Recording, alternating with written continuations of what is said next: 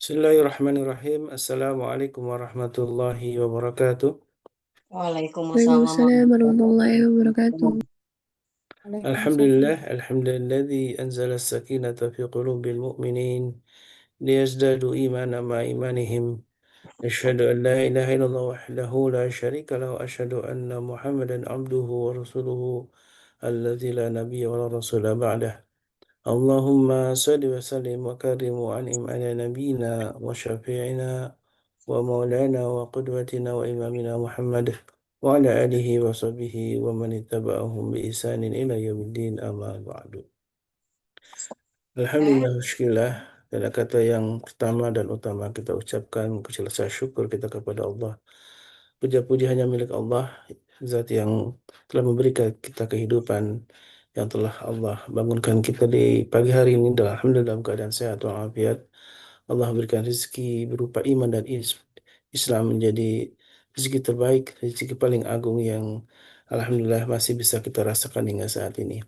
Dan dengan wasilah itu pula dengan karena iman dan Islam, alhamdulillah kita hadir dalam majlis ilmu dan mudah-mudahan dan keistiqomahan kita menjadi amal yang akan memberatkan timbangan di akhirat kelak dan juga menghadirkan atau mendatangkan cinta Allah Subhanahu wa taala.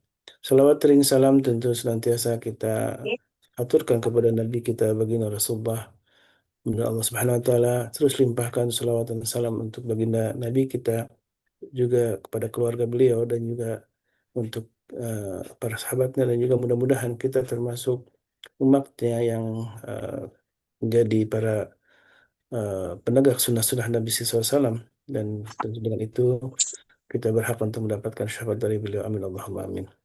Sahabatku yang dimuliakan Allah, masih bersama guru kita Ustaz Dodi Al-Jambari dan Babe Haikal. Di pagi ini masih melanjutkan sebuah tema penting tentang bagaimana kita mengutuk pintu langit ya. Di kajian kemarin, eh, Babe dan juga Ustaz Dodi mengingatkan kita untuk membuat sebuah amal yang mendatangkan ridho Allah Subhanahu wa taala. Dan salah satu amal yang disebutkan oleh Nabi kita baginda Rasulullah SAW, salah satunya adalah amal yang istiqamah. Amal istiqamah menjadi min bil amal ila Allah, termasuk amal yang paling dicintai Allah tabaraka wa taala.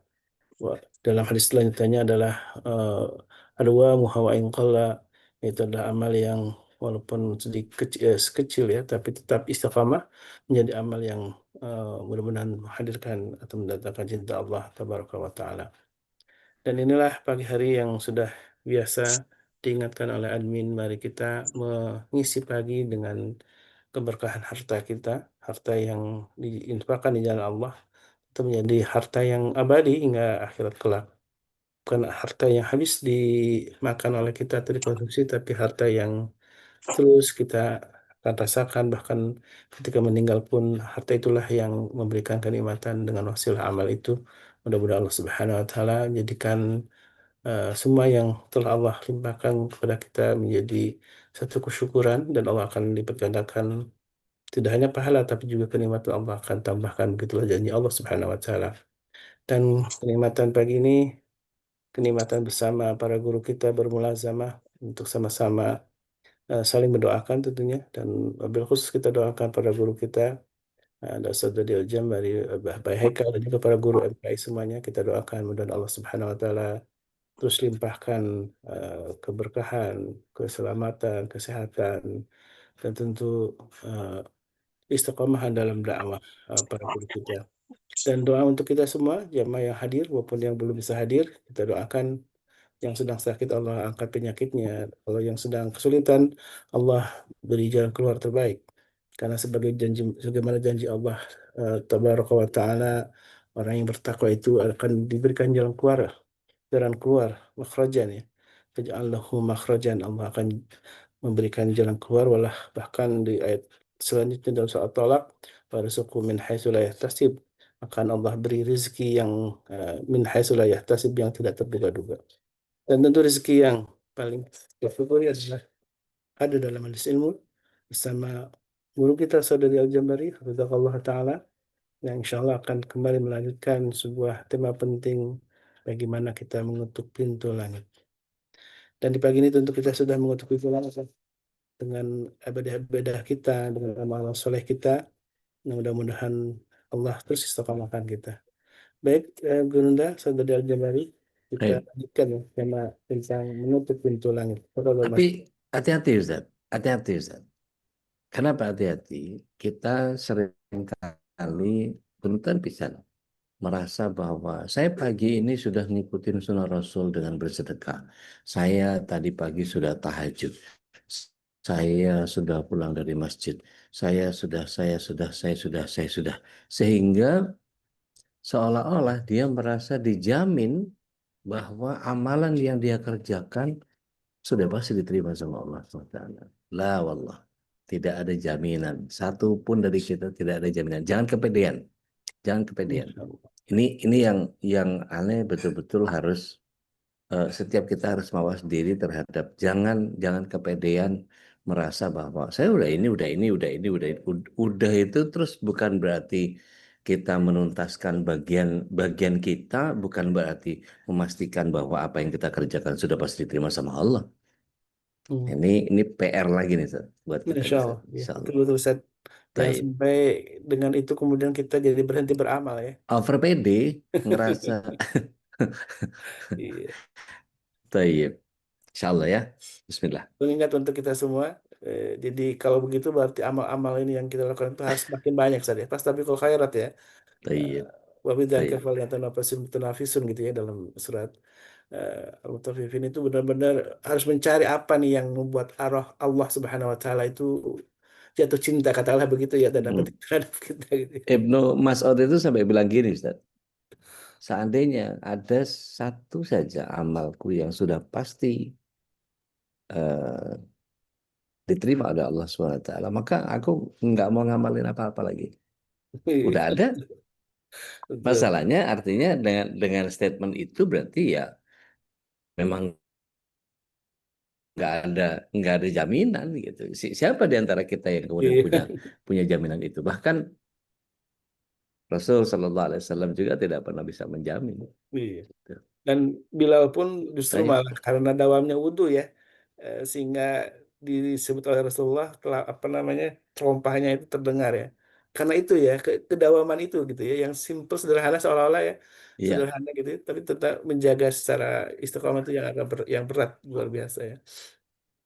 Jadi mari kita tadi ajarkan Mas satu, Selo tadi pagi, iya, Mas Selo tadi pagi punya quote yang bagus banget itu. Masya Allah, iya saya. Masihkah engkau malas berdoa? Itu buat saya banget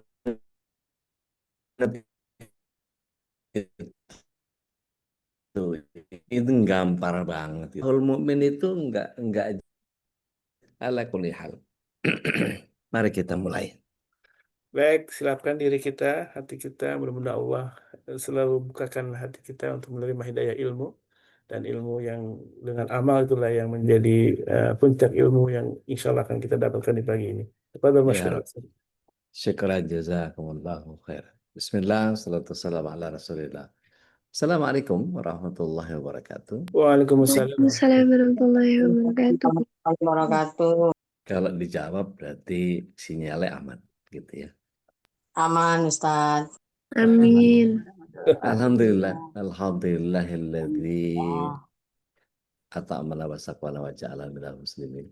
Alhamdulillahilladzi anzalna sakinata fi qulubil muslimin walladzi anzalna qur'ana fi qulubil mu'minin. Asyhadu an la ilaha illallah wahdahu la syarikalah wa asyhadu anna Muhammadan abduhu wa rasuluhu la nabi wa rasul ba'da. Allahumma salli wa sallim wa barik ala nabiyina Muhammadin wa ala alihi wa sahbihi wa mawala wa la hawla wa la quwata illa billah amma ba'd.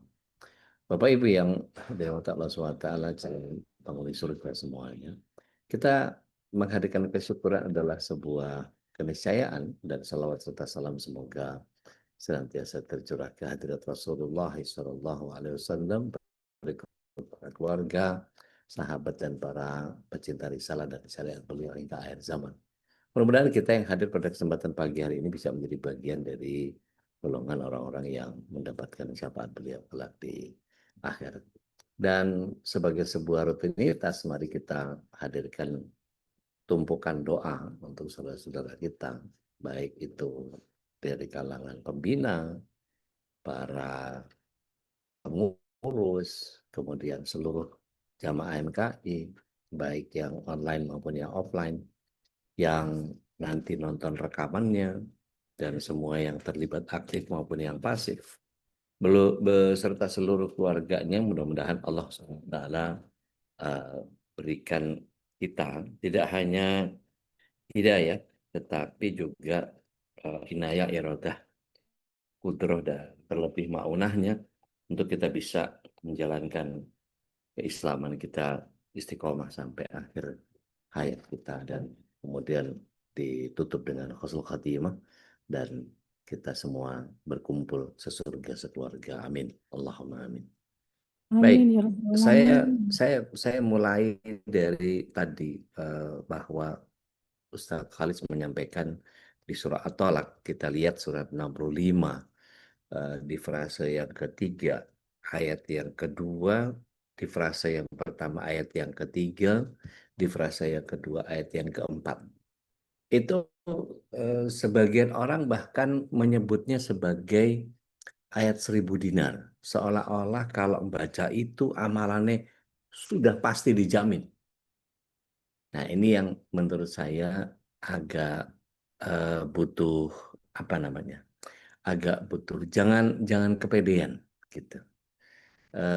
Saya lebih lebih eh, lebih mending khawatir untuk hal-hal yang begitu ketimbang kepedean. Karena kalau kemudian kita terlalu kepedean, iya kalau enggak. Artinya gini, eh perhatikan ayat itu ya. A'udzubillahi minasyaitonirrajim wa may yattaqillaha yaj'al lahu fi umrihi yaj'al lahu makhraja di ayat 2-nya. Kemudian wa yarzuquhu min haitsu la yahtasib. Wa may yatawakkal 'alallah fahuwa hasbuh di ayat yang ketiganya. Kemudian kalau kita pindah ke ayat yang keempat di frasa yang kedua, wa may yattaqillaha yaj'al lahu fi umrihi yusra. Orang yang mengerjakan ketaatan Allah Subhanahu wa taala baru dijanjikan ya itu ya, bukan dijamin. Barang siapa bertakwa kepada Allah, Allah akan berikan jalan keluar. Nah, ini yang kemudian kita kadang-kadang terjebak oleh persepsi. Kalau saya begini, maka pasti begini. Nah, ini hati-hati nih. Ya. Karena kalau kemudian kita melihat bahwa apa yang kita lakukan ini ternyata eh, beda perspektif dengan apa yang Allah SWT hadirkan, kita merasa bahwa kita sudah outstand, kita sudah habis-habisan mengerjakan ini itu apa segala macam dan seterusnya, seolah-olah kita lah orang yang punya predikat ahli ibadah. Mohon maaf, sekali lagi mohon maaf, saya tidak hendak mengecilkan arti dari apa yang selama ini kita kerjakan. Udah sih nggak tahu, saya itu perjuangan untuk bisa sampai ke tahap ini itu Masya Allah, babak belur saya, oke fine, nggak ada masalah. Saya betul-betul menginginkan bahwa kita semua memahami bahwa saya tidak hendak mengecilkan arti perjuangan untuk bisa sampai ke tahap ini, itu sangat luar biasa. Oke, nggak usah hitung-hitungan tentang berapa besar perubahan yang kita hadirkan. Tapi maksud saya gini, Imam Sufyan Ats-Tsauri, ya, kalau ada yang bisa bantu saya, Imam Sufyan Ats-Tsauri itu siapa, gitu ya, boleh nanti di-share supaya kita tahu beliau itu orang yang pantas kita jadikan contoh atau tidak, gitu ya. Kalau ada yang tahu boleh di-share. Ya, siapa Imam Sufyan Ats-Tsauri itu? Apakah tabi'in, apakah tabi'ut tabi'in, apakah betul-betul dari kalangan ulama yang bisa diandalkan apa namanya eh, ke kesolehannya gitu dan seterusnya gitu ya. Jadi mari kita perhatikan bahwa eh, beliau itu pernah bersujud di depan Ka'bah, diamati oleh muridnya. Beliau eh, melakukan tawaf, muridnya itu melakukan tawaf sebanyak 7 kali tawaf. Dan ternyata Imam Sufyan Ats-Tsauri belum mengangkat kepalanya dari sujudnya. Kebayang nggak sama kita? Seberapa lama itu? Mohon izin, kita sama-sama menghitung bareng ya. Kira-kira 7 kali tawaf itu waktunya berapa lama? Karena dimensi Ka'bahnya ya dari dulu segitu aja. Ada yang bisa bantu saya? Kira-kira kurang lebih berapa lama? Setengah jam udah. Setengah jam. Ini 7 kali tawaf loh. Saya hampir 1 jam, Udik. Kalau Hampir saya berapa? 1 jam 15 menit. Oke, insya Tergantung Allah. lingkarannya ya. Nah, Tergantung lingkarannya. baik. Saya katakan 7 kali tawaf. Itu mungkin yang diomongin barusan itu baru sekali tawaf.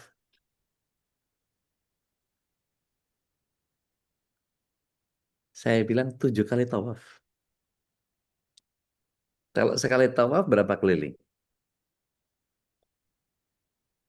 Oh, iya. Ini tadi maksudnya 1 kali tawaf 7 kali keliling. 1 kali tawaf itu Oh ya 7 3 kali setengah jam. keliling. Ini 7 kali tawaf 49 putaran. Syukran dan Nadia. Jadi kita tahu ya, Sufyan Ats-Tsauri itu siapa beliau, gitu ya. Beliau adalah dari kalangan tabiin atau tabiin di situ tercatat, gitu ya. Jadi bisa kita bayangkan, kira-kira, yuk sama-sama kita ngelis. Seandainya kita adalah Sufyan Ats-Tsauri, gitu ya. Siapa saja yang masuk dalam referensi doa kita? Kira-kira orang tua pasti gitu kan ya.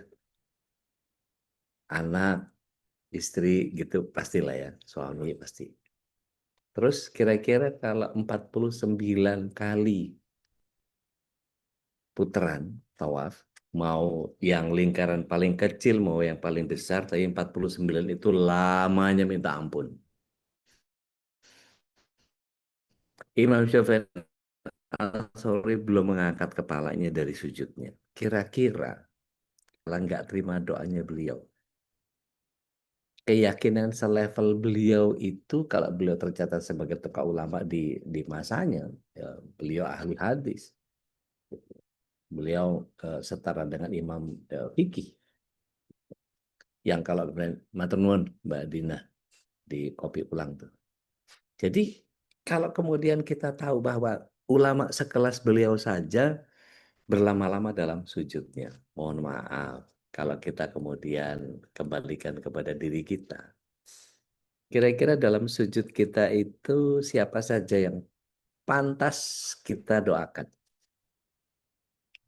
Tentu maksud saya gini, bukan karena kita ada di MKI terus satu-satu disebutin gitu, enggak.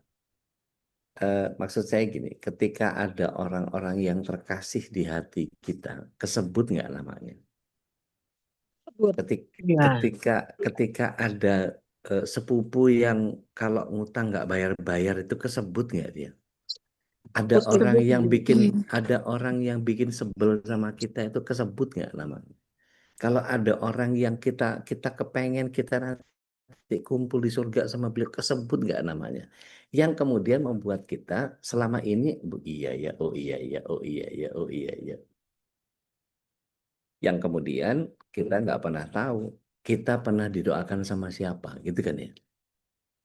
Nah, Bapak Ibu yang dimana Allah SWT, tentu menjadi bagian yang buat kita menjadi sulit untuk bisa membayangkan berapa banyak yang beliau doakan. Kira-kira sekarang ini dalam kondisi yang kekinian gitu ya, kira-kira ada nggak yang doain Donald Trump supaya dia dapat hidayah, supaya Ada. setiap umat Muslim di Indonesia ini kemudian mampu menembus keberanian bahwa apapun yang diputuskan sama pemerintah kita, apapun diling-diling pahit atau rencana-rencana jahat yang akan melakukan kerusakan di muka bumi ini, apakah kemudian kita melibatkan mereka supaya mereka bisa melakukan misalnya ini udah banyak yang demo gitu ya, nggak cuma di Malaysia aja yang demo terhadap Perdana Menterinya, tapi di kita juga mulai banyak yang demo, tapi ya ada yang agendanya agenda palsu, ada yang macam-macam.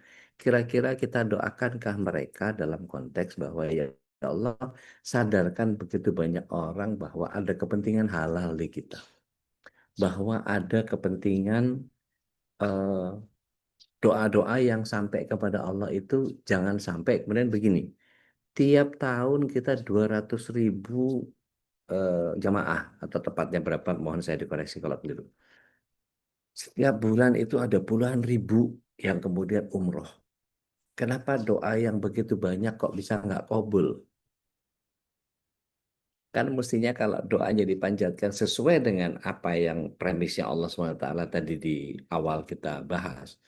Yang bertakwa kepada Allah, Allah mudahkan jalan keluar. Akan didatangkan rizki dari arah yang tidak diduga-duga. Akan dimudahkan urusannya.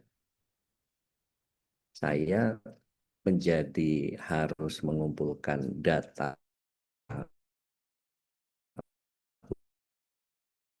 untuk mengamankan bahwa yang namanya atau pencegahan-pencegahan jika terjadi sesuatu itu kan harus gini berpikirnya. Umar bin Khattab radhiyallahu an menyampaikan bahwa jangan terlalu cepat bergembira terhadap doa yang Allah kabulkan segera. Karena sangat boleh jadi itu istidraj. Oke, coba dudukkan itu pick and apply ke surat Allah, Allah akan buka mudahkan baginya jalan keluar. Tunggu dulu, tunggu dulu, tunggu dulu. Kita dudukkan dulu nih. Kata Umar, kalau disegerakan bisa jadi istidraj. Jangan-jangan disegerakan sama Allah bentuknya istidraj. Jadi jangan merasa bahwa oh saya sudah tahajud, saya sudah ini, saya sudah itu, sudah apa segala macam, saya sudah sharing hadis, saya sudah sharing doa, saya sudah melakukan kebaikan ini itu apa segala macam. Terus jadi ahli surga begitu.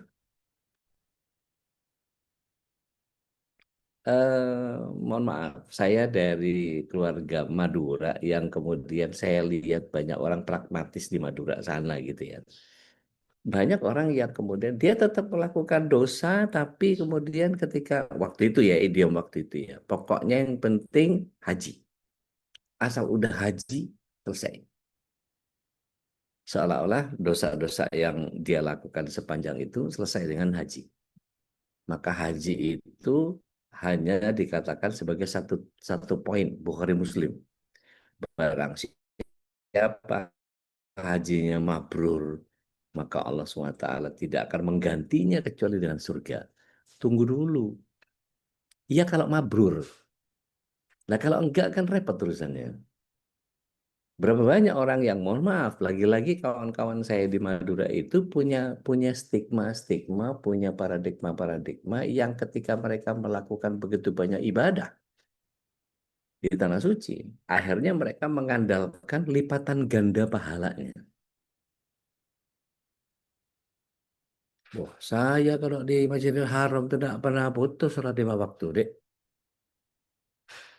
Saya subuh ke masjid, duhur ke masjid, asar ke masjid, maghrib ke masjid, isya ke masjid.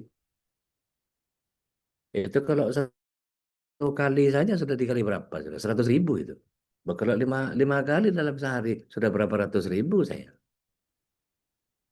Kalau selama saya berada di Tanah Haram itu kalau sampai dia pulang ke tanah tanah air itu dari tanah suci, itu kalau mati dia Allah bisa ngutang sama dia itu. Kan celaka kalau ya begitu gitu. Jadi jangan pernah menganggap bahwa ada jaminan bahwa Allah SWT memberikan itu udah pasti. Maksud saya gini, kalau kemarin saja kita bahas tentang Abu Bakar As-Siddiq radhiyallahu anhu yang menangis ketika membaca surat 19 ayat 71. Itu Abu Bakar loh, selevel Abu Bakar loh. yang Rasul Shallallahu Alaihi Wasallam menetapkan, menjamin beliau sebagai orang yang dipastikan masuk surga.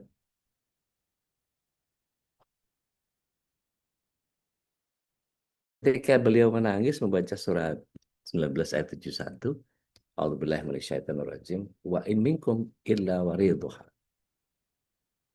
kana ala rabbika hatman maqdiyya. Dan tidak ada seorang pun kecuali pasti mendatangi neraka. Dan di mata Allah, ini adalah sebuah ketetapan yang ditentukan.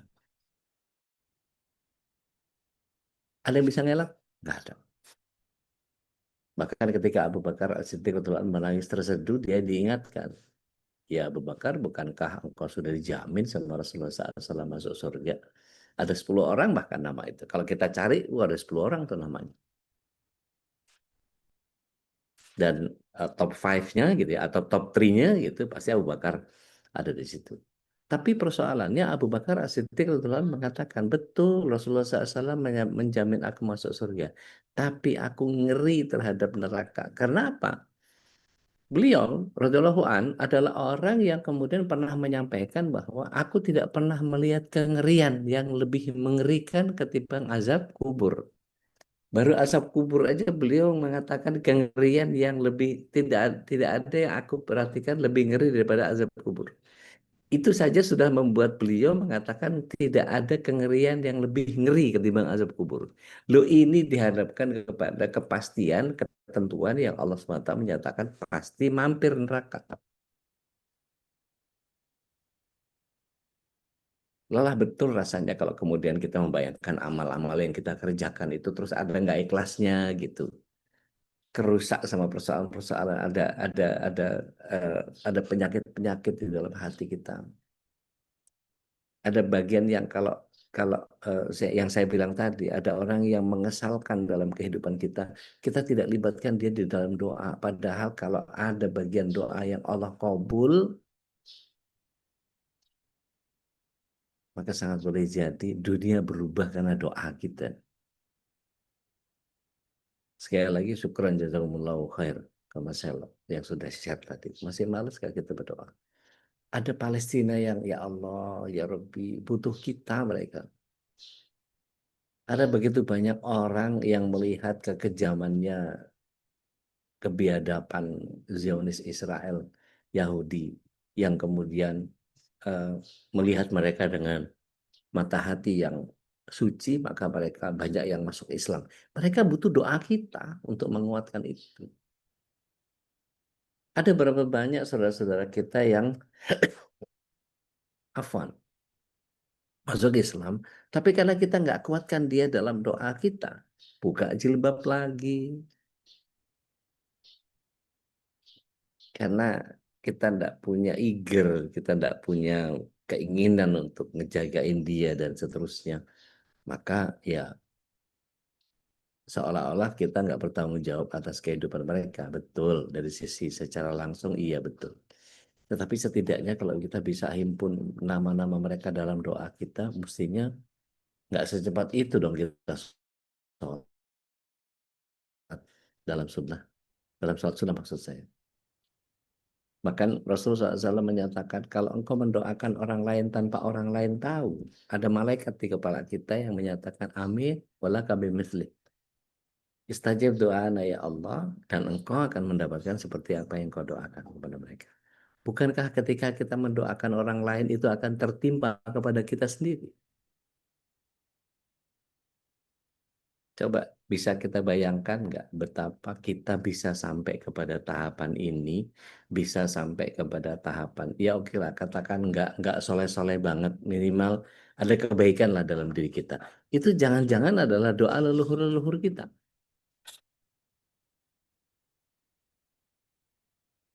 Kalau kemudian kita tidak merasa bahwa apa yang Allah Subhanahu wa Ta'ala hadirkan dalam kehidupan ini menjadi bagian yang seringkali distraksinya terjadi dengan sangat merusak perhatian kita.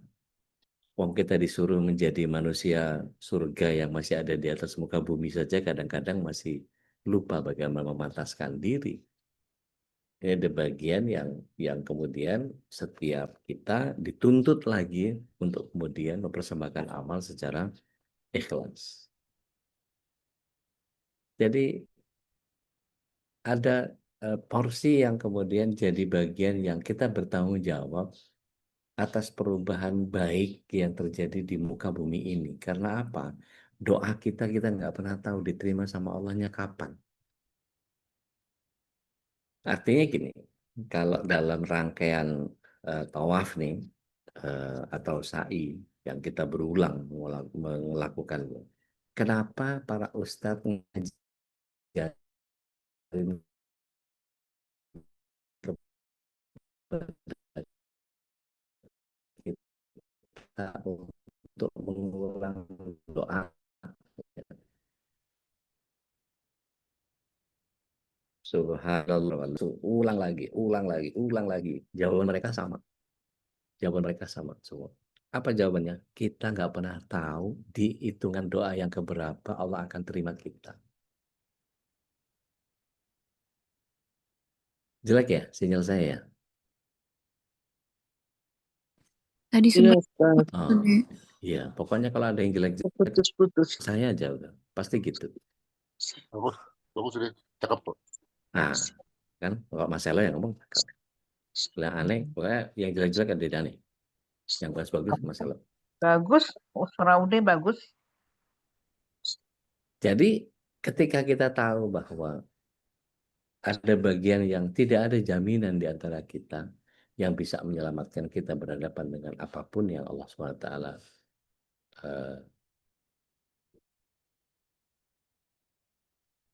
apa istilahnya punya alternatif, punya cadangan-cadangan amal yang kalau kita bisa mengandalkan itu, gitu ya, bisa mengandalkan itu, rasanya kok itu bisa jadi jalan keluar. Setidaknya rasa takut kita teramankan. Artinya nggak terlalu khawatir lah, gitu. Sampai kepada tingkat yang oh gitu ya, saya harus ganti provider ya. Saya coba ya sebentar ya, tak ganti provider dulu. Mohon izin sebentar.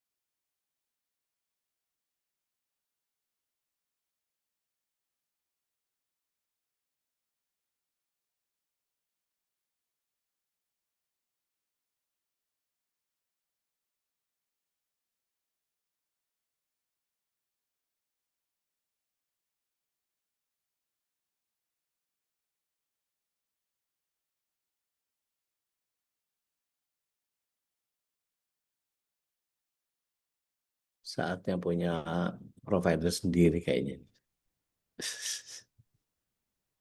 Udah kedengeran nggak? Udah. Udah. Nah, Masuk udah. iya. Ternyata nggak lebih bagus juga dipindahin. Ini kalau lihat dari sini speed testnya sih keren, 140-an megabyte. Tapi ya sudahlah. Ini download 132, uploadnya 47 sampai. Ya, Waalaikumsalam sebentar. Oke. Eh, eh, Balik lagi kepada jangan pernah terlalu pede dengan apa yang Allah Subhanahu wa Ta'ala melihat kita sudah melakukan ini dan itu. Jadi berharap bahwa kita punya andalan amalan gitu ya, yang kemudian setiap kita menjadi memahami bahwa Tidak ada yang bisa menjamin amalan kita. Bu Mimin, apakah baiknya kita jadi manusia itu selalu bersabar dan beristighfar dan bersyukur dalam segala keadaan? Jelas itu. Innallaha ma'ana. Allah bareng sama kita. Kondisi sakit, sehat, senang, susah. Tetap tidak berubah melakukan ibadah-ibadah ritual walaupun sudah berhaji dan beberapa kali umrah. Betul. Setuju dan sepakat. Dan harus kita lakukan itu. Pertanyaan saya begini, simpel saja. Rasulullah SAW haji sekali, umroh 4 kali. Apakah Rasulullah SAW lantas berhenti melakukan ibadah sampai akhir hayat? Enggak. Beliau terus mengerjakan sampai ajal menjelang. Jadi yang kita lakukan adalah ya lakukan saja apa yang bisa kita.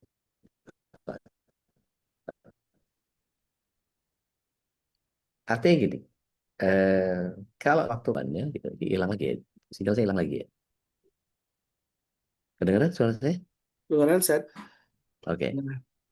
Eh, kalau ada orang yang kemudian melihat bagaimana Rasul Shallallahu Alaihi Wasallam mengerjakan haji sekali, umroh 4 kali, dan masih tetap beribadah, gitu ya.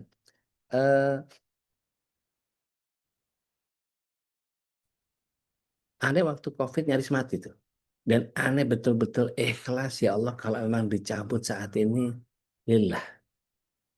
Aneh betul-betul cuma nyebut la ilaha illallah, la ilaha illallah, la ilaha illallah. Karena ada noktah putih di kepala itu yang ketika saya baru tahu belakangan bahwa itu kalau hipoksia memang begitu katanya. Jadi ketika hipoksia ya udah putih gitu. Itu ada cahaya ke pasar lewat gitu sinar itu. Dan itu benar-benar suasana yang sangat nyaman buat hati. Dan ketika itu ada begitu banyak tangisan. Nah, karena yang kedua yang nemenin sebelum nikah beliau itu ada nangis dengan kekuatan nangis yang norak banget, pokoknya sampai keru-keru katanya. Itu kemudian mohon sama Allah SWT supaya dicabut ketika itu dan saya ikhlas. Tapi disembuhin sama Allah ternyata dengan berat badannya cuma tinggal 58 gitu. Cungkring banget. Sekarang malah kebalik 85. Ternyata Allah SWT masih memberikan kesempatan saya untuk membangun husnul khotimah yang lain, tidak dari COVID. Nah, saya nggak tahu, sering saya ketika umroh itu minta sama Allah SWT, ya Allah wafatkan aku di sini. Itu mintanya selalu di tanah haram begitu. Ya Allah, wafatkan aku di sini, wafatkan aku di sini, wafatkan aku di sini. Aku lihat. Tapi ternyata Allah lebih kabulkan doa istri saya. Mungkin doa jamaah-jamaah saya. Ya Allah panjangin umur, ya Allah panjangin umur, panjangin umur. Ya akibatnya saya pulang lagi dengan selamat, sehat, mau bala oleh-oleh gitu. Masalah kebagian nggak kebagian itu masalah rezeki. Ya. Nah, ada bagian yang menjadi sangat luar biasa ketika ada jamaah haji yang waktu ketiban sama tower crane, inget nggak? Itu ada tower crane yang niban orang di sebelah kiri kanannya, dia sendiri nggak kena karena kerennya itu segitiga gitu. Yang sebelah kiri mati, sebelah kanan mati, dia enggak. Dan dia nangisnya lebih kencang ketimbang keluarganya orang yang meninggal. Kenapa? Orang yang meninggal itu dibanggakan, mati syahid. Sementara dia harus menyusuri syahidnya, ya kalau ketemu sama husnul khotimah. Kalau enggak, artinya gini maksud saya. Anda boleh kumpulkan amal sebanyak apapun, tetapi jangan lupa, yang penting itu justru Rasulullah SAW menyatakan innamal a'malu bi khawatim. Sesungguhnya amal itu tergantung akhirnya. Makanya jangan jangan jengah dengan statementnya Ustaz Khalis bahwa istiqomah itu adalah adua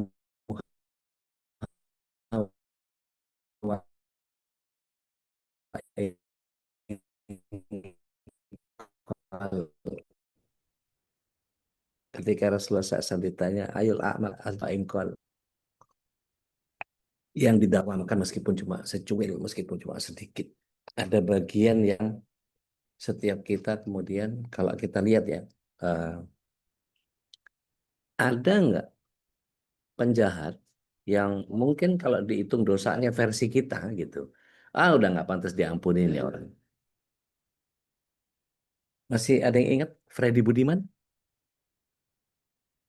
Ada yang tahu siapa Freddy Budiman? Iya, Ustaz. Narkoba ya. Rajanya narkoba. Bandar narkoba. Wafatnya gimana beliau? Iya. Bagus ya. Dalam keadaan beribadah. Dia bisa menentukan kematiannya dalam husnul khotimah. Kita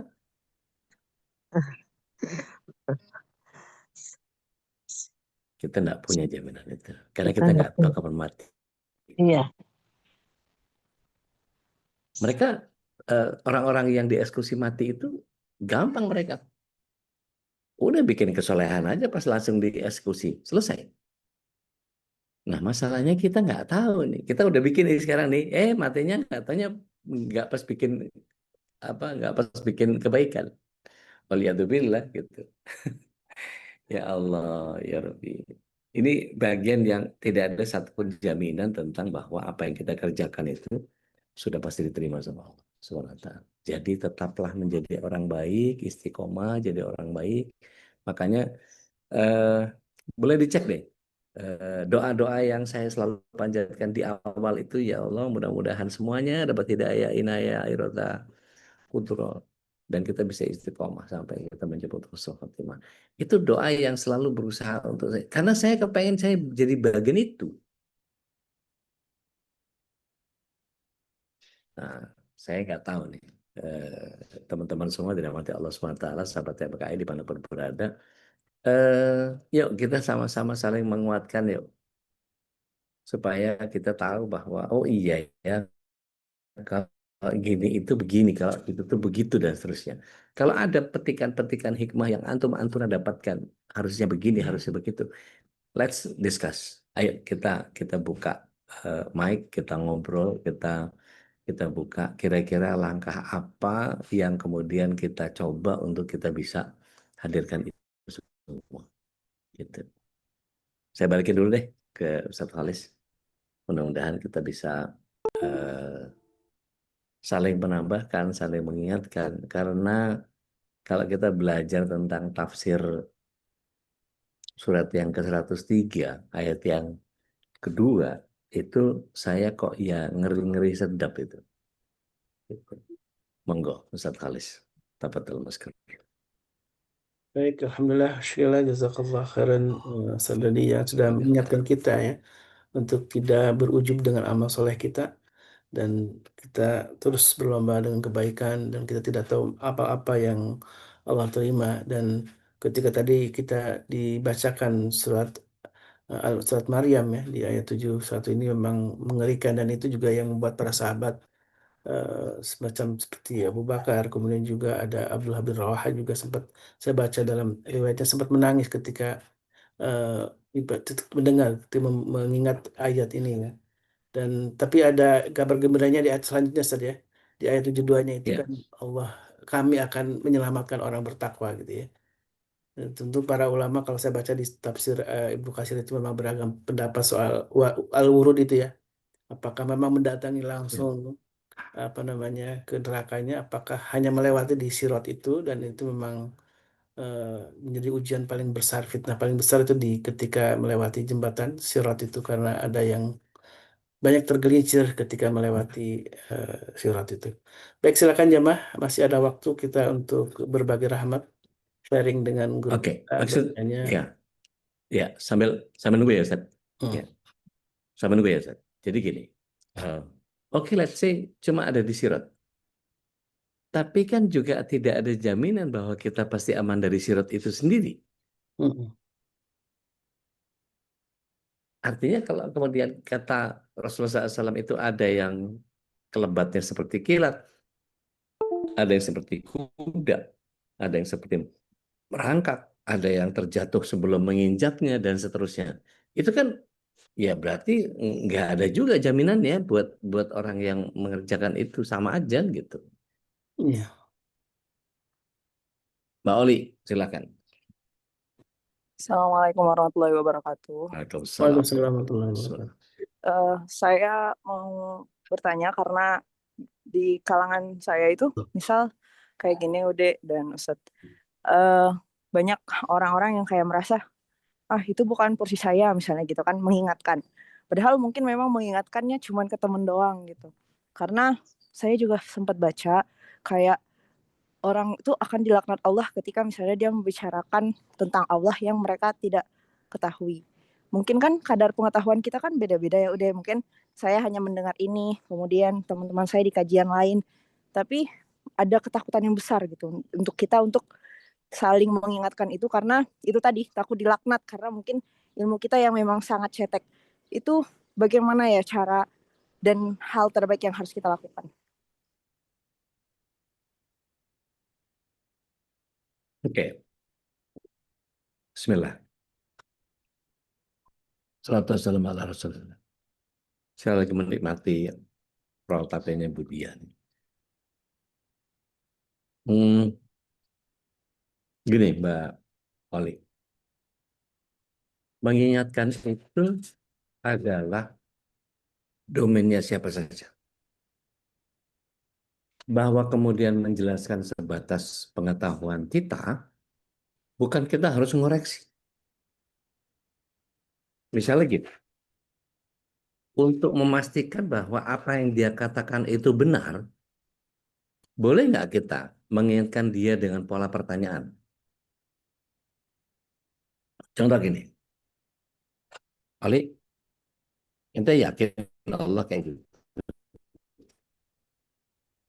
Pasti tuh kayak begitu. Jangan-jangan ada orang yang lebih kompeten untuk kita untuk urusan itu. Aku nggak tahu ya. Nah itu kan itu juga bagian dari mengingatkan juga kan. Artinya jangan sampai orang ini kemudian melebihi sesuatu yang kapasitasnya bukan kapasitas dia. Sama seperti kita punya kapasitas yang cuma sekedar sebagai pengingat saja.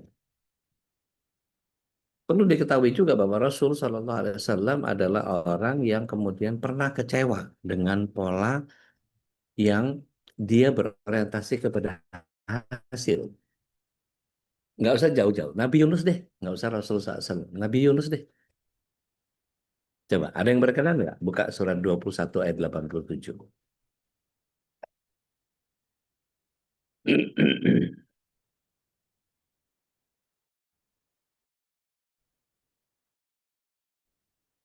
Ayat berapa tadi udah? 87. Al-Anbiya 87. Ya udah. Nah, Auzubillahiminasyaitonirrajim. Dan ingatlah kisah Zunnun atau Yunus ketika dia pergi dalam keadaan marah. Lalu dia menyangka bahwa kami tidak akan menyulitkannya. Maka dia berdoa dalam keadaan yang sangat gelap. Tidak ada Tuhan selain Engkau, Maha Suci Engkau. Sungguh aku termasuk orang-orang yang zalim. engkau damang ya teh. Amin. Biar suaranya stereo lagi. Amin ya rabbal alamin. Keren deh. Jadi gini. Perhatikan kata yang dibuat oleh Allah Subhanahu wa taala dalam konteks meminjam karakternya Nabi Yunus. Mbak Oli bisa perhatikan nggak? Dan kisah betapa Nabi Yunus bin Matta itu menyangka, dia pakai pikiran itu, menyangka bahwa kalau dia pergi dengan kemarahannya, dia menyangka bahwa Allah tidak akan peduli. Artinya gini, kalau ini bahasa versi saya ya, bahasa versi saya. Boleh ditolak atau hanya sekedar memberikan ilustrasi yang menyederhanakan saja. Emang dasar susah nih orang-orang Nenawa nih.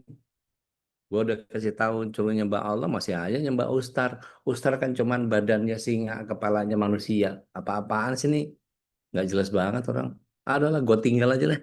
Susah dikasih tahu. Nah, kemarahan model begitu yang dimiliki oleh Nabi Yunus itu, dia pikir Allah SWT tidak akan menegurnya. Kebayang nggak sama kita bahwa setelahnya Allah ternyata membuat satu skenario yang sangat luar biasa. Apa itu? Dia dipaksa oleh Allah SWT untuk masuk ke kapal dan kemudian ketika di kapal itu terjadi ombak besar dengan badai. Kau mau roll tapping ya nih? Roll tapping potong aja. Halo. Ketika eh, eh, ada di ombang-ambing dan kemudian nahkoda mengatakan harus ada yang ditumbalkan. Di lot lah nama yang keluar itu ternyata 3 kali keluar nama Yunus alaihissalam keluar sebagai orang yang harus ditumbalkan. Kebayang nggak sama kita kalau kemudian kebetulan itu nggak mungkin terjadi 3 kali berturut-turut. Masa namanya Yunus terus? Berarti Allah menghendaki Yunus memang harus keluar dari kapal itu. Allah Subhanahu wa Ta'ala sudah menskenariokan ikan yang kemudian ketika dia lompat, Allah Subhanahu wa Ta'ala memberikan satu brief. Ini versi saya, sekali lagi ini versi saya. Wahai ikan, sebagian ulama menyatakan itu dengan paus biru. Paus biru itu ikan yang paling besar. Jadi kalau dibuka mulutnya itu ada 100 orang bisa duduk di bibirnya. Begitu dibuka, Allah SWT sudah memberikan briefnya kepada si ikan ini. Tolong jangan dikunyah ya, diemut aja. Ini bahasa saya ya, bahasa saya. Begitu disadarkan dalam dulumat. Dulumat itu 3 kegelapan. Beberapa ulama menyatakan dulumat yang pertama adalah dulumatul lail, kegelapan malam. Yang kedua adalah dulumat fi butuni dunmu, di perutnya ikan lagi. Yang ketiga adalah kegelapan yang kemudian ada di perairan dalam. Can you imagine orang dibawa ke perairan dalam itu berapa ATM pressure-nya? Kalau bawa barometer itu kira-kira berapa pressure itu di perairan di bawah laut. Sementara ikan paus biru itu adanya di perairan dalam. Jadi sudahlah dadanya sesak dan rekayasa itu tidak mungkin terjadi kecuali adalah desainnya Allah. Maka di akhir ayat itu dikatakan fanada la ilaha illa anta subhanaka inni kuntu minadh dhalimin. Jadi ingatkan saja, itu bagian yang kemudian kita hanya sekedar mengingatkan saja sesuai dengan porsi kita. Cuman itu tadi, jangan sotoy, jangan so tahu, gitu. Lo yakin ngejelasin kayak begitu? Gue pernah dapat penjelasan yang lain, tapi gue nggak ngerti sih. Tapi maksud gue tuh lo jangan ngejelasin kayak gitu kalau lo nggak tahu banget soal itu gitu. Nanti deh kalau ketemu, ntar kita diskusi ya soal itu. Nah itu kan ingetin juga itu pola begitu tuh. Gitu Mbak Oli? Siap deh. Iya. Ya, barakallah. Teh Nadia emang enggak? Ya, Assalamualaikum warahmatullahi wabarakatuh. Warahmatullahi wabarakatuh. Dia minta tolong dijelasin surat 103 ayat 3-nya. Kecuali orang-orang yang beriman dan mengerjakan kebajikan, serta saling menasihati untuk kebenaran dan saling menasihati untuk kesabaran. Apakah ini Oh, iya. termasuk orang yang sudah sedang marah, terus dia jadi sabar karena dinasihati, atau hanya orang-orang yang memang menjaganya? Gimana, Bunda?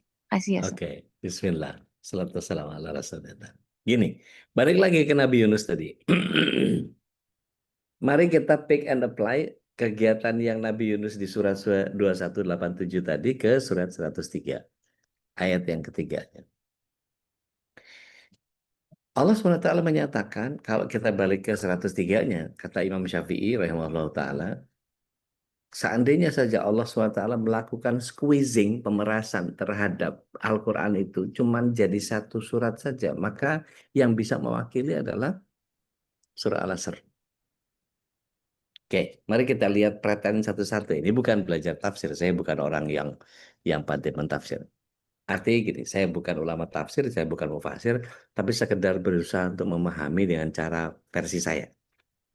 Ketika Allah SWT menyatakan wal asr, semua mufasir saya pernah baca di beberapa waktu yang kemudian tidak hanya waktu asar setelah ini maghrib, bukan.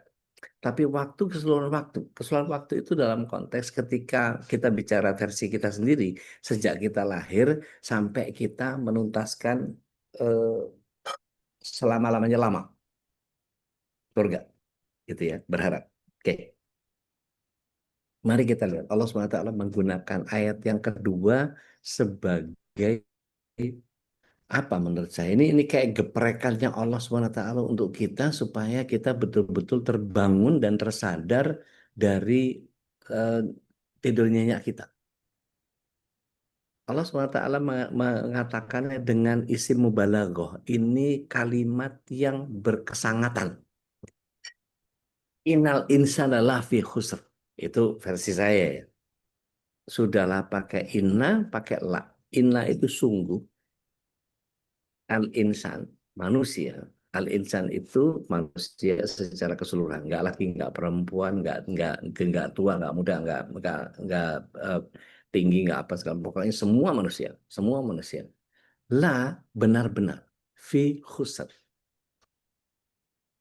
Benar-benar dalam kerugian. Kerugian ini bukan modal kerugian yang eh, apa siapa di sini yang suka bikin kue atau Bu Dwi deh gitu ya, Bu Dwi bikin bikin apa bikin pempek atau Tenadia bikin palm sugar atau siapalah gitu ya, Mas Agus dengan batiknya dan semua, Mbak Astuti dengan kebuli dan segala macam gitu ya, dan semua kerugian yang punten pisan misalnya. Tenadia pernah nggak, ini langsung langsung ke pemilik usaha nih, pernah nggak kita hanya sekedar mencari benefit meskipun nggak dapat profit, rugi dari sisi uang, tapi kita mendapatkan dari sisi ekspor. Iya, udah. Bukan kerugian yang itu rugi yang bukan rugi itu mah, cuman nggak dapat keuntungan dari sisi profit, tapi dapat keuntungan secara benefit, eksposnya nambah, gitu. Dikenal sama orang dengan saya memberikannya kepada Ude banyak tamunya, begitu ngeliat apaan tuh merah-merah, kok banyak banget kayak jualan tadi itu, ternyata oh ini punya sahabat aneh nih, bawa nih, bisa biar merasakan manisnya kehidupan, gitu. Ini rasanya rasa manisnya nggak pernah bersalah, maka dikasih. Nggak dapet eh, apa eh, HPP yang datang dari aneh karena dikasih free, tapi dapat benefitnya. Ini bukan kerugian yang modelnya kayak gitu. Innal insana lafi khusr itu betul-betul kerugian yang ruginya rugi banget sampai akhirat, neraka nggak keluar dari neraka. Gitu kira-kira. Seandainya Allah SWT berhenti di ayat yang keduanya saja, habis sudah kita. Nggak bisa ngapa-ngapain. Demi waktu sesungguhnya manusia berada dalam kerugian. Dah nggak bisa ngapa-ngapain kita. Alhamdulillahnya Allah SWT punya konklusi solutif terhadap ayat yang ketiga. Ilah kecuali. Nah, dulu waktu awal-awal saya belajar eh, surat ini, saya pikir ada 6 ayat. Wal asr idal insal lafi khusr illal ladzina amanu wa amilus solihat wa tawassaw bil haq wa tawassaw bis sabr. Saya pikir 6 ayat. Ternyata begitu dibaca, wal asr innal insana lafi khusr illal ladzina amanu wa amilus solihat wa tawassaw bil haq wa tawassaw bis sabr. Ini 4 in 1. 4 dalam 1. Jadi tidak boleh seseorang beriman tanpa beramal soleh, tanpa berdakwah, tanpa bersabar. Jadi kalau nanti ditanya, buat siapa ini? Kita dudukkan Nabi Yunus tadi kepada ayat ini. Pertanyaan saya tolong dijawab. Apakah Nabi Yunus beriman? Beriman, Beriman. Apakah beramal soleh? beramal Sabar. soleh, Oke. Apakah beliau berdakwah? berdakwah, Iya, Sabar enggak? belum. Enggak sabar. Dia Nggak sabar. tinggal dengan kemarahan orang Nainawa. Sampai akhirnya dia masuk ke perut ikan, baru dia, oh sabar deh. Sabarnya belakangan. Dia baru masuk ke dalam dimensi yang sabar sampai yang terakhir. Maka setelah dilepeh sama perut ikan paus biru itu, maka dia menjadi orang yang kemudian bisa bersabar dengan semua itu. Dia beriman, beramal soleh, berdakwah dengan kesabarannya. setelah masuk perut ikan. Kita perlu sabar, jangan. Ini tafsir abal-abal versinya Ude.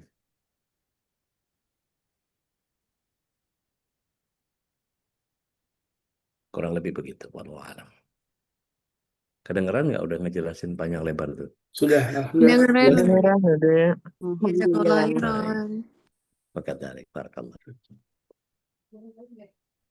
Baik, silakan masih ada waktu. Ada lagi yang lain? Silakan. Tapi nggak usah dipaksa, kalau enggak. Oh, Mbak Nita, monggo. Ya, Assalamualaikum warahmatullahi wabarakatuh. Waalaikumsalam. Ojo angel-angel takon nih. Ya, kenapa ya?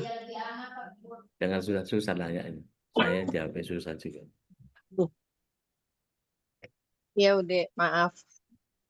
Kaget. Kirain saya nggak boleh lama-lama takon nih. Bukan. Biasanya kalau pertanyaan susah kan saya susah juga jawabnya. Bukan, udah. Bismillah.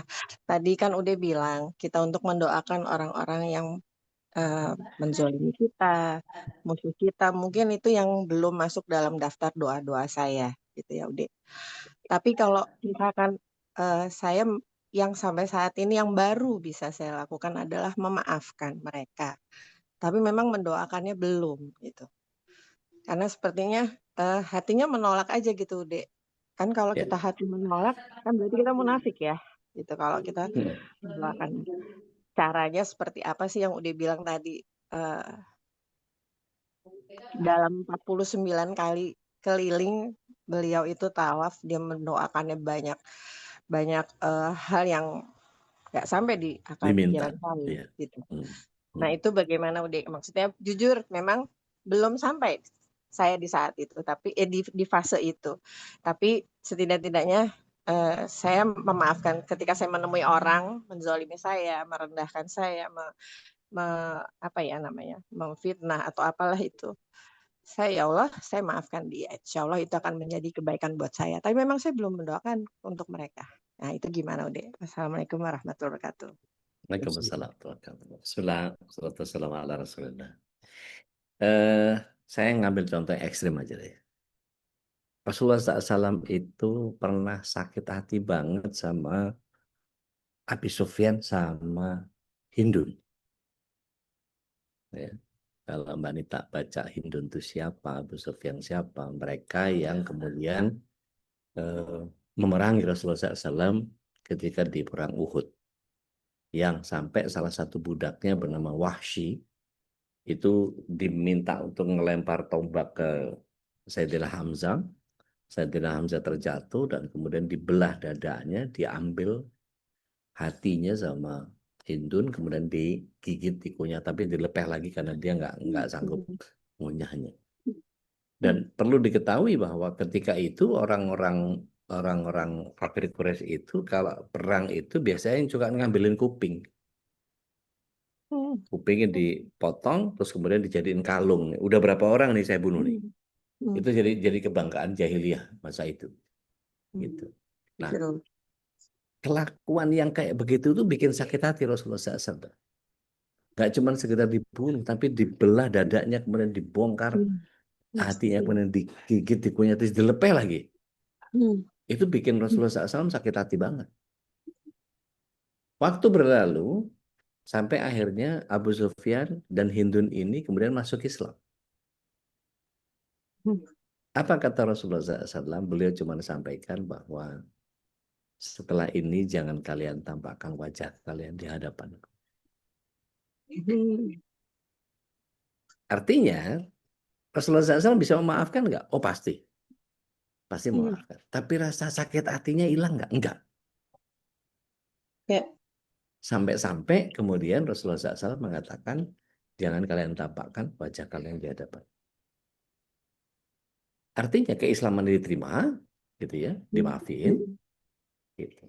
Tapi bahwa sakit hatinya belum bisa. Nah, saya juga nggak tahu apakah kemudian Rasulullah SAW berdoanya kecuali Hindun dan Abu Sufyan. Kan enggak. Didoain semua. Umatnya semua kok. Gitu. Nah, kalau bukan Rasul SAW yang kita tiru, siapa lagi?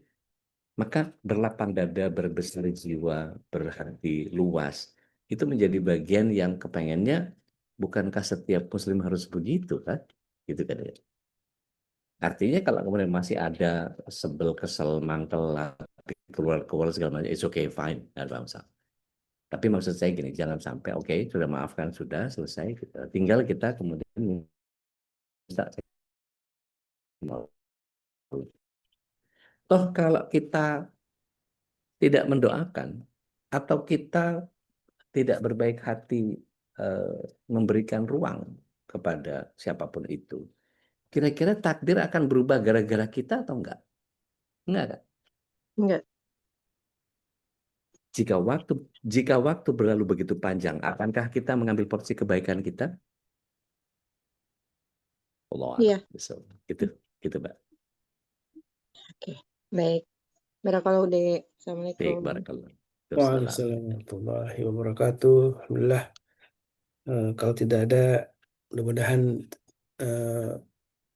ilmu yang disampaikan oleh guru kita tetap menjadi pengingat untuk kita ya, untuk sama-sama berlomba-lomba dalam kebaikan dan terus istiqomah.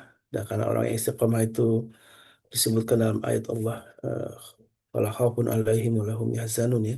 Tidak rasa sedih, tidak rasa takut, dan mudah-mudahan Allah Subhanahu wa taala memberikan rahmat untuk kita semua dan husnul khatimah di akhir hayat kita, karena tadi ada hadis Nabi yang disampaikan oleh Uday juga, innamal a'malu bil khawatim ya.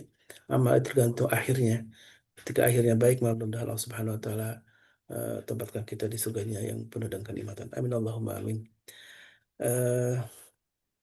Tadi ada satu chat yang mungkin ini lewat dari Bu Mimin ya. Iya, apakah baiknya kita jadi manusia yang selalu bersabar dan beristighfar? Udah dijawab di awal.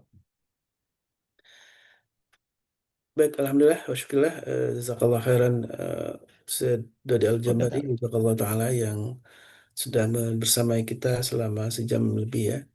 Mudah-mudahan Allah Subhanahu wa taala menjadikan amal yang terus, amal jariah guru kita, ilmu yang terus bermanfaat untuk kita dan menjadi pengingat untuk kehidupan kita. Dan memang tadi kita punya kewajiban untuk saling mengingatkan ya. Tidak hanya guru-guru kita yang mengingatkan, tapi kita pun dengan kapasitas kita, dengan porsi kita juga saling mengingatkan keluarga kita, sahabat kita, dan saudara-saudara kita. Dan inilah jadi amal yang mudah-mudahan amal jariah juga untuk kita semua. Jangan lupa untuk ajak saudara kita, sahabat kita untuk ngaji di MKI ya. Karena ini amal juga yang Masya Allah ya. Amal jariah yang luar biasa ketika ada sahabat kita, saudara kita yang ngaji, kemudian Allah bukakan pintu hidayah dengan wasilah kita, itu tentu amalnya, amal kebaikannya juga Allah akan berikan untuk kita semua. Amin Allahumma amin. Mari kita tutup dengan doa kafatul majlis. Subhanakallahumma wa bihamdika asyhadu an la ilaha illa anta astaghfiruka wa atubu ilaik. Alaikum hadana wa iyyakum. Assalamualaikum warahmatullahi wabarakatuh. Waalaikumsalam warahmatullahi wabarakatuh. Sajadah dan kasut di rumah saya ini solusinya. Waj'alhu lana imaman wa nuran wa hudan wa rahmah. Allahumma dzakkirna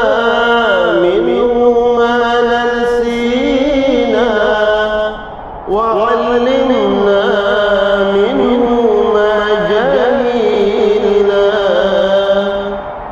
وارزقنا تلاوته آناء الليل وأطراف النهار واجعله لنا حجة يا رب العالمين.